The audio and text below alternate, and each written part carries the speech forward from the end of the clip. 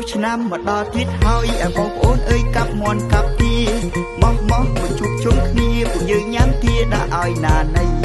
អ្នកខ្លះបានតែសំដីជលបានតែមុខស្រីស្រីអត់ដឹងណាណីរត់ចោលគ្នាបាត់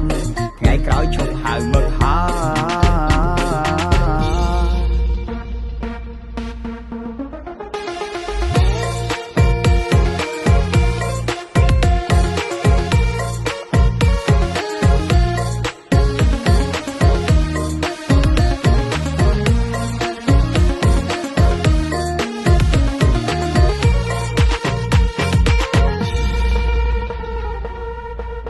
មានពួកម៉ាក់មួយជំនាញអាខាងផឹករត់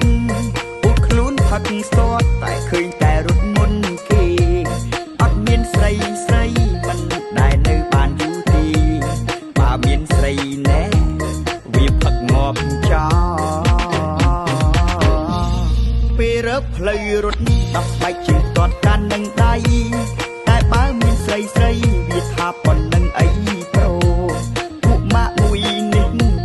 ពូកែតែខាងជួដល់ផ្ទះឌីធ្ងោហៅម៉ែកុំខ្យ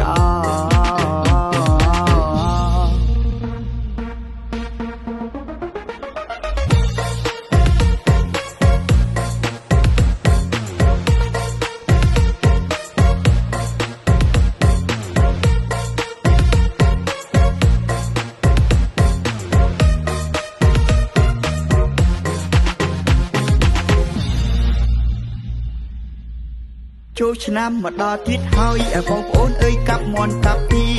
មកជួបជុំគ្នាពួកយើងញ៉ាំទាដាក់ឲ្យណាណីអ្នកខ្លះបានតែសំដីជលបានតែមុខស្រីស្រីអត់ដឹងណាណីរត់ចោលគ្នាបាត់ថ្ងៃក្រោយឈប់ហៅមកហាមានពួកម៉ាក់មួយជំនាញអាខាងផឹករត់ពួកខ្លួនផឹកស្ទាត់តែឃើញតែរត់មុនគេ